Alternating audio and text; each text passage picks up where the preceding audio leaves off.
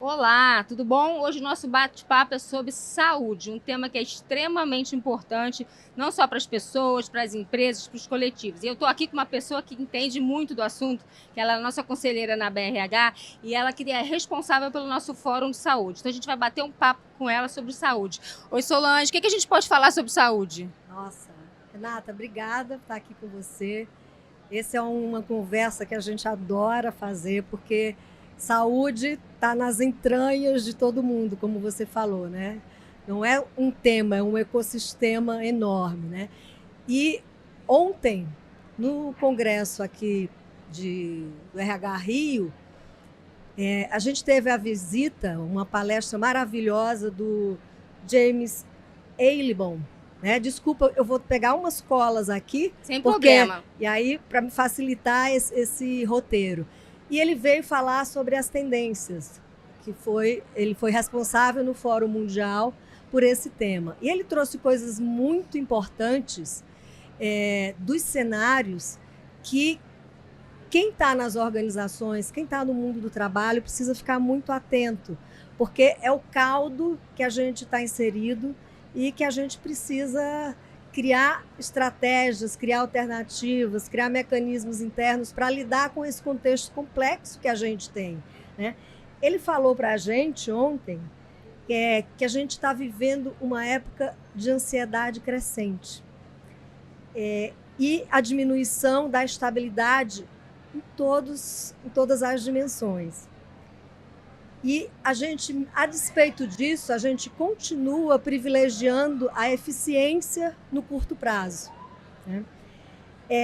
E é uma dificuldade enorme de manter essa resiliência no longo prazo. Engraçado que ele é americano, mas ele falando isso, para a gente brasileiro, eu acho que ainda é pior, porque sempre como a gente sempre viveu num cenário de curto prazo, quando tinha inflação alta e tal, e a gente viveu assim, a gente aprendeu assim. É verdade. Então acho que a gente é mais ansioso. Acho que por isso que o Brasil, acho que é o terceiro país mais ansioso do mundo. Gente tá, e é isso mesmo, o caos faz mais parte do nosso dia a dia, né? Ele falou também que a gente vive um cenário atual de risco global, com a geopolítica, com conflitos armados baseados em estados de grande relevância, né? E confrontos geoeconômicos, né? Isso mudou essa geopolítica. No campo tecnológico, os desafios são a desinformação que ela gera, né? E também os resultados adversos da tecnologia da inteligência artificial. Porque ele tem coisas boas, mas tem coisas não tão boas que a gente precisa manejar, para que ela, de fato, reverta em benefício real. E a questão da segurança cibernética, que está também muito presente. E ele falou uma coisa que para mim foi muito interessante, que resiliente é quem resiste à ansiedade. Nossa, então, assim, diante disso, saúde está na mesa do que é estratégico. Porque assim, a gente precisa preparar as pessoas, a gente precisa primeiro se preparar, precisa preparar os espaços, o mercado, as organizações, para esse contexto tão difícil, para que a gente não gere mais e mais doentes, né? E aí, quais são os desafios maiores que você acha que você vê para a gente aqui para frente? Olha, o que eu digo, o que eu imagino que está na mesa de todo gestor, de todo pessoal do RH, de todo o board das organizações, né? A gente tem, a partir do dia 26 de março, né, a identificação e a mitigação de riscos ocupacionais vai trazer a questão dos riscos psicossociais, né? Começa dia 26 de maio, no caráter educativo, e as multas e as infrações no ano seguinte, mas já é uma realidade. Então, como é que vão tratar essas exigências da regulação? Acho que esse é uma reflexão profunda, porque ela vai exigir das empresas, primeiro, que esse tema seja estratégico. Segundo, que ferramentas a gente vai adotar para isso, porque a nossa regulação ela está uma regulação mais ampla. os instrumentos vão precisar ser criados, né?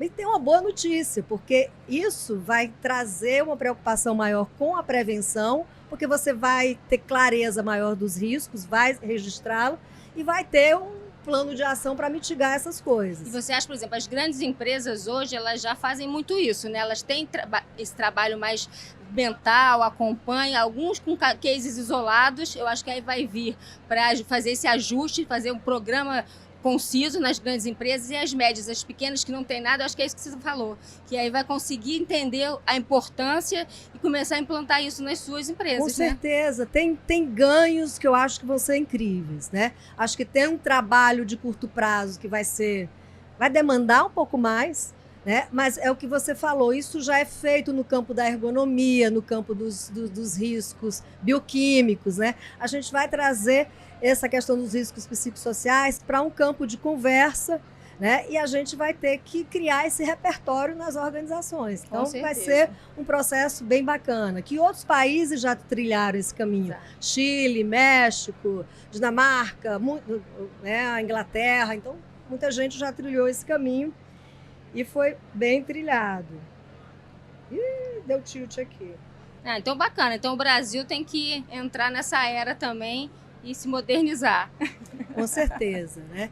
A gente tem outros riscos, outras questões, que são a questão dos planos de saúde, que são os custos maiores, esse mercado do plano de saúde que se autorregula e que e se rearranja todo ano, né? Algo que a gente precisa estar sempre conversando com as operadoras, com a ANS e trazendo essa discussão também de uma forma mais estratégica para que a gente possa reduzir esses custos. Eu acho que quando você fala de saúde, a gente ainda tem que incluir os clientes, né? As pessoas físicas, porque se eles também não usam de forma consciente, é muito pior. Então, fazer essa triangulação entre as seguradoras, as empresas, as pessoas, é extremamente importante todo mundo estar junto para poder fazer com que esse benefício dure. Vê meu celular ali, é verdade. E que ele não atue só no campo da doença. Isso é muito importante. Entende? Assim, para que ele atue no campo da prevenção. Isso que você falou, eu acho que é fundamental. Isso, assim, precisa que a gente trabalhe com o que ele gera através de indicadores, de estratégias para ir de uma forma mais cirúrgica, trabalhando no que está adoecendo, né, as pessoas, para se antecipar a questão da doença, né? E aí você acha, por exemplo, que a IA vai ajudar muito nesse processo, né? Principalmente para as empresas terem dados mais eficientes, que eu acho que hoje em dia é a grande dificuldade das empresas administrar esses dados. E aí com a IA vai ser muito mais tranquilo, eu acho que vai ser muito mais fácil da gente administrar e analisar os dados. É uma jornada, está sendo uma jornada. Eu acho que a inteligência artificial generativa, ela já está se estabelecendo, né, de uma forma crescente nas nossas vidas, né? Mas, assim, o ganho dela, real, ele precisa ser muito trabalhado, né? Primeiro que a gente precisa criar esse repertório também, saber mexer nisso e fazer uma análise de dados para que isso realmente reverta, porque também acaba sendo uma panaceia, como se ela fosse resolver todos os problemas do mundo, né? E isso não significa, assim, a gente tem que identificar aonde, assim, transformar essas informações em indicadores precisos para também ver da realidade de cada um o que é que se precisa atuar. Que bacana. Isso no campo tecnológico, né? Mas eu acho também que as pessoas, a gente como pessoa física tem um trabalho grande a fazer, porque a gente, quando tem esse benefício, a gente acha que a gente pode gastar de qualquer forma. Então, eu acho que esse olhar para as pessoas, para os seguradoras, pessoas e empresas, é muito importante fazer essa triangulação. Muito, com certeza, porque assim, as pessoas vão precisar estar mais conscientes de si, esse é um mundo que você precisa. Eu acho que às vezes a gente vem para esse mundo para aprender a escolher. E aí, assim, é uma demanda de autoconhecimento, de autocuidado, Verdade. de fazer escolhas mais consistentes, que está na base de tudo, né? E depois vem as outras cascas, né? Verdade. Vem os outros círculos. E aí temos que preparar para esses tempos difíceis mesmo. E tem o que fazer. E tem gente trabalhando nisso de uma forma muito boa. E tem resultados em grandes empresas. E, assim, a gente não tem só o cenário difícil. A gente tem experiências que estão acontecendo em pequenas, médias, grandes empresas que são fantásticas, né? Que cabe a gente reconhecer, pensar e se inspirar nessas coisas boas. Isso é um papel bom para a BRH. Essas Muito. conexões a gente consegue fazer aqui dentro da BRH e aí conhecer o que essas empresas estão fazendo para a gente adaptar para o nosso cenário. Eu acho que esse é o nosso papel bacana, né? Então, assim, é sempre bom a gente reiterar aqui quem é associado ou não é associado, tragam suas ideias, tragam seus projetos, né?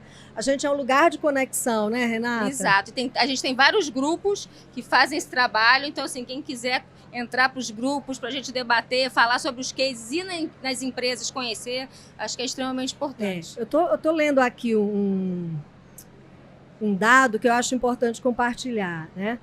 Os gastos mundiais relacionados a transtornos emocionais e psicológicos podem chegar até 6 trilhões até 2030, mais do que a soma dos custos com diabetes, doenças respiratórias e câncer. Esse é um dado do Fórum Econômico Mundial também.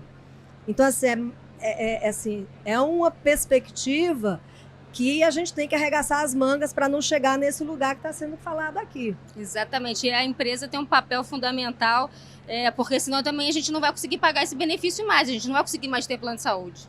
Então a gente tem que fazer um papel de base, e aí quando eu falo analisar os dados e aí se preparar, tanto psicologicamente ou como outras doenças que são importantes, e aquilo que você falou que eu acho que é fundamental, que é a prevenção. Uhum. Não é mais cuidar da doença, porque a doença já foi, você já gastou, por exemplo. Então a prevenção é como que as empresas agora olham, façam essa mudança, como é que eu faço para atuar na prevenção de determinadas doenças, né? Maravilha. Posso te fazer uma pergunta? Lógico. Ó, você hoje está com 2 chapéus, né? Chapéu de Renata, diretora da FQM, né, de Recursos Humanos, e Renata, chapéu de presidente da BRH.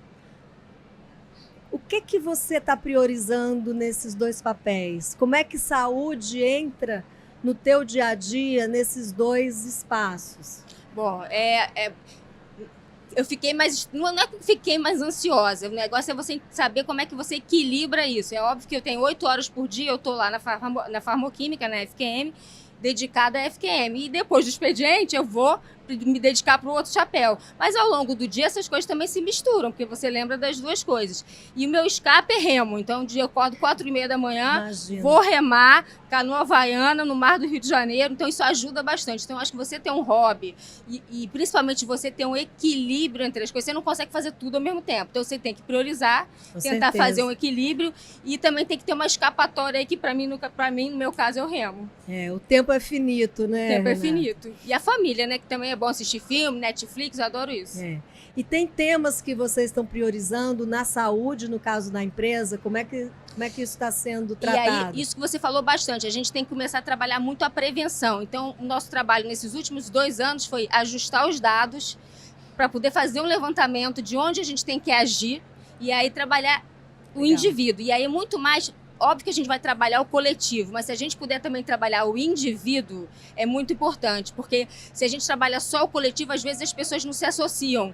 E aí você trabalhando também o indivíduo, e aí às vezes a família do indivíduo, a gente consegue ampliar esse olhar mais de cuidado. Você está falando é bacana, porque isso vai criando uma rede de vínculos. Exatamente. E vínculo gera relação de confiança. Exato. E na relação de confiança, você consegue ter uma empresa muito mais forte, né, para dar conta dos seus desafios. Bacana. Então, é bonito essa jornada que se faz do indivíduo, né, dos grupos, de grandes coletivos, até chegar na entrega para a sociedade. Então, você tem uma mensagem final aí para a gente, Solange? O que você diz de tudo que você viu no fórum, de tudo que você está vendo, você viu no Congresso do RH Rio? O que você pode falar para a gente enquanto empresas?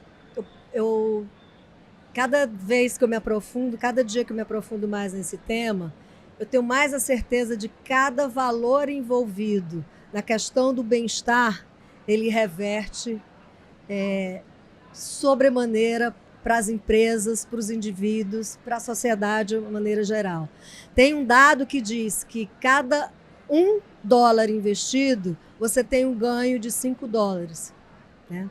Esse é um dado da Organização Mundial de Saúde.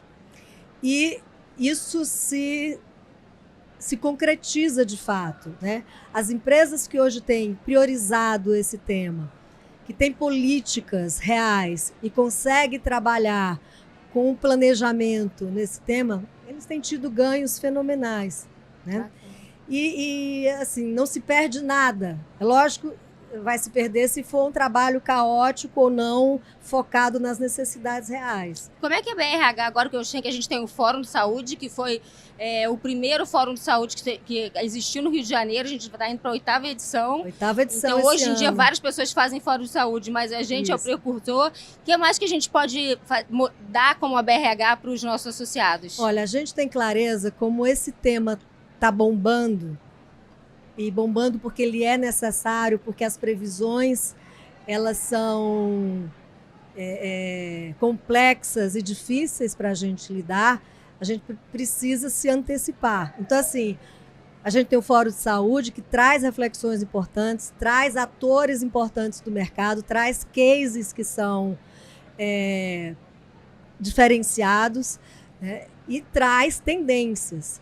Mas isso a gente tem clareza que deve desdobrar ao longo do ano. Então, a ideia é que a gente faça fóruns, encontros menores, né, com temas específicos, né, para que a gente possa fazer reflexões profundas com cases, com projetos interessantes, com temas que são da necessidade de quem está botando a mão na massa, né, de diretores, gestores, e os próprios profissionais de recursos humanos. E eu digo, além dos profissionais de recursos humanos, os profissionais da saúde, quem está trabalhando na medicina do estilo de vida, quem está trabalhando com bem-estar, né? E quem está trabalhando com prevenção ou assistência à saúde.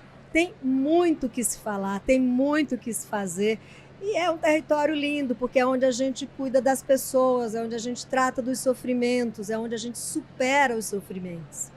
Então, assim, a gente tem muita coisa boa ao longo desse ano para fazer e para conversar. Ah, que bom. Então, Solange, agradeço bastante você estar batendo esse papo com a gente. E, sigam as nossas redes sociais, a BRH, sempre com informação e conhecimento o tempo inteiro. E aí, se inscrevam no Fórum de Saúde e aproveita também para conhecer um pouco mais desses grupos que a gente vai formar, né? Oba! Vamos lá junto. Obrigada, Rê, pelo espaço.